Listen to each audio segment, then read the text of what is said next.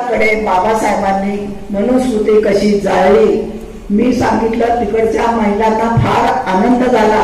त्या म्हणले आम्हाला माहित नव्हतं, ते माहीत झालेलं आहे. मला वाटतं ताईंना पण त्याचे काही अनुभव आलेले आहेत. तर आता तक्षशिला लवकरच काही आणखी कार्यक्रम तयार कर, नाहीतर आपण परदेशात कुठेतरी एक कार्यक्रमाचं आयोजन करून टाकू आणि जागतिक नाव जे आहे ते सत्य करून दाखवूया. आपल्याला खूप खूप धन्यवाद देते आणि जे काही तुम्हाला खूप खूप धन्यवाद.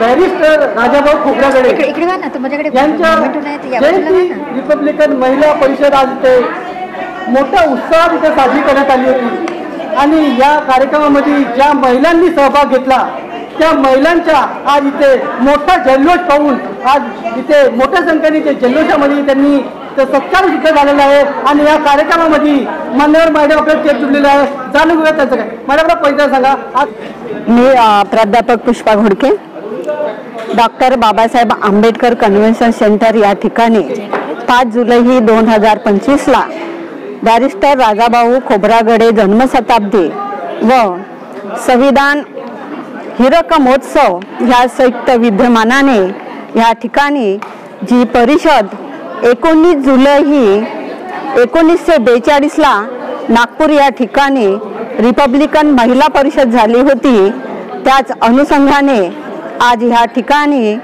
हीच परिषद आज 5 जुलै 2025ला या ठिकाणी झाली. आणि या ठिकाणी झाली असता पहिल्या सत्रामध्ये वैचारिक सत्र होतं आणि महिलांकरिता खूप सुंदर असं मार्गदर्शन झालं की बाबासाहेबांच्या चळवळीमध्ये 1942ला महिला सक्रिय होत्या आणि आमचेच एक मार्गदाता म्हणून परमपूज्य डॉक्टर बाबासाहेब आंबेडकरांच्या काळामध्ये महिला हिरिरीने कार्य करायच्या आणि त्याच प्रेरणेने आम्ही परत 5 जुलै 2025ला नागपूर शहरामध्ये जे बाबासाहेब आंबेडकरांनी दीक्षाभूमी येते त्यांनी आज दीक्षा दिली, त्याच ठिकाणी परत तीच महिला परिषद ह्या ठिकाणी सक्सेस झाली. सगळ्यांनी स्वागत जेव्हा करत आहे सगळ्यांनी टाळ्यांच्या गजरात त्यांचं स्वागत करावं. तालियां वो नहीं बजाते जिनको गम होता है, तालियां वो नहीं है इसके लिए बहुत काम में आएगा इसलिए तालियां बजाते. सन्माननीय ऍडव्होकेट स्मिताताई कांबळे यांचं स्वागत वंदनाताई जीवने करतील अशी मी त्यांना विनंती करते. सगळ्यांनी टाळ्यांच्या गजरात त्यांचं स्वागत करावं.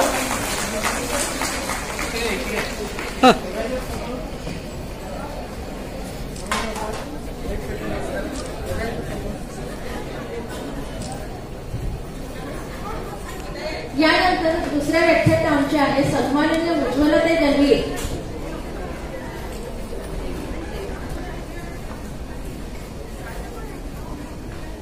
उज्ज्वलाताई गणवीर यांचं स्वागत साधनाताई मेश्राम करतील अशी मी त्यांना विनंती करते.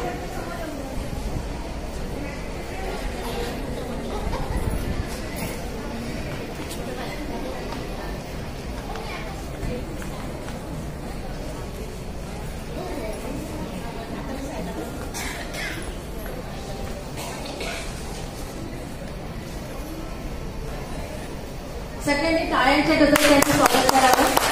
उज्ज्वलाताई गणवीर आंबेडकर लेखक, विचारवंत, लेखिका, सामाजिक कार्यकर्त्या सुद्धा आहेत. यांचं टाळ्यांच्या गजरात स्वागत व्हायला पाहिजे.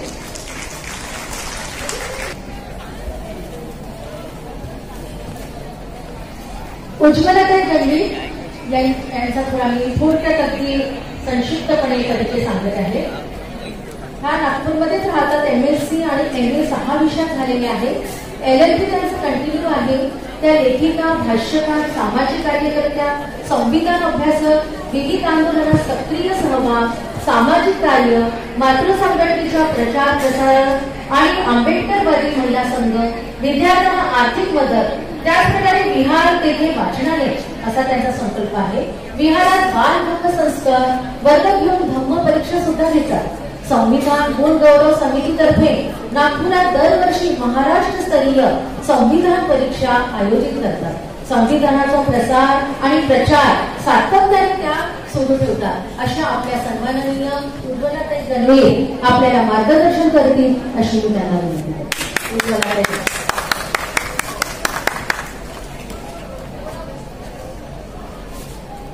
या संपूर्ण विश्वाला शांतीचा आणि क्रांतीचा संदेश देणारे महाकरुणी तथागत भगवान गौतम बुद्ध, विश्वरत्न डॉक्टर बाबासाहेब आंबेडकर आणि या भूतलावरील समस्त महामानवांना माझं त्रिवार अभिवादन. विचारवरील मान्यवर आणि उपस्थित सर्व प्रबुद्ध नागरिकांना, सुरुवातीच्या उद्घाटन सोहळ्याला सभागृह दणदणीत भरलेलं होतं आणि प्रबोधन सत्र सुरू झालं आणि सर्वांना भूक लागली आणि अर्धवधिक आता सभागृह खाली झालं. तरी ती जबाबदारी आहे, ती जबाबदारी आम्ही स्वीकारतो आणि कार्यक्रम सुरुवातीलाच आम्हाला 10 मिनिटांमध्ये तुमचा विषय आटपा ही नम्र विनंती केली आणि त्या नम्र विनंतीचाच मान ठेवून आज मी माझा जो विषय दिलेला आहे त्या विषयाला कसा न्याय देते हा प्रयत्न करते. आज रिपब्लिकन महिला परिषद आणि तेही बॅरिस्टर राजाभाऊ खोब्रागडे यांच्या जन्मशताब्दी वर्षानिमित्त आपण आयोजित केलेली आहे इथे. आणि त्याच अनुषंगाने जर आपल्याला राजाभाऊ खोब्रागडे जन्मशताब्दी आपण साजरा करत आहोत तर राजाभाऊ खोब्रागडे म्हणजे अशी व्यक्तिमत्व होती जी डॉक्टर बाबासाहेबांच्या चळवळीला वाहून घेणारी ती व्यक्ती होती की जे जे काम बाबासाहेबांनी केले ते काम म्हणजे ते धार्मिक असो, सामाजिक असो, राजकीय असो, शैक्षणिक असो, सांस्कृतिक असो, धार्मिक असो, ते प्रत्येक कार्य राजाभाऊ खोब्रागडेंनी पूर्ण करण्याचा प्रयत्न केलेला होता आणि त्या प्रत्येक अंगाला त्यांनी हात घातलेला आहे. आणि म्हणूनच आणि त्यांच्यामध्ये अशी चुणूक होती राजाभाऊंमध्ये की ते बाबासाहेबांच्या जवळ अनेक निकटवर्तीय होते. त्यापैकी सर्वात वरचं नाव जर आपल्याला घेता येईल तर हे राजाभाऊ खोब्रागडेंचं. आणि अलिखित असे हे त्यांचे मानसपुत्र होते. कोणी वारसदारही म्हणतात पण हे सगळं अलिखित आहे, पण ते त्यांच्या निकटवर्तीय आहे. आपले राजाभाऊ जे आहेत ते बॅरिस्टर झाले परंतु ते आपल्या वडिलांच्या स्वखर्चावरती झाले. डॉक्टर बाबासाहेब आंबेडकरांनी 15 लोक विदेशात शिक्षणाला पाठवले होते तेव्हा बॅरिस्टर साहेब सुद्धा गेले, हे 16वे होते. कारण यांचा खर्च हा जो होता त्यांच्या वडिलांनी केला होता कारण ते अतिशय सदन कुटुंबातील होते. हा खर्च त्यांनी केला, तिकडून आले. त्यानंतर त्यांच्या वडिलांनी बाबासाहेबांच्या चळवळीला आपला मुलगा देऊन टाकला होता आणि भीमाने इक्बाल यांनी आपलं काम केलं आणि संपूर्ण आंबेडकरी चळवळीचा, आंबेडकरी विचारधारेचा अभ्यास करून ही चळवळ कशी करता येईल हे हा कारवा बाबासाहेबांचा त्यांच्या चळवळीत आपण कसं पुढे नेता येईल याचा पुरेपूर त्यांनी प्रयत्न केला आणि ही चळवळ त्यांनी सुरू ठेवली. आंबेडकरी चळवळ म्हणू किंवा रिपब्लिकन चळवळ म्हणू, आता याला रिपब्लिकन नाव देण्यात आलं. याला कारण असं आहे की बाबासाहेब आंबेडकरांनी रिपब्लिकन मध्ये शब्द घेतलेला आहे तो इकडून तिकडून घेतलेला नव्हता, तर हे बुद्धाच्या गणतंत्रातून घेतलेलं आहे आणि म्हणून आजच्या या परिषदेला रिपब्लिकन असं नाव देण्यात आलेलं आहे.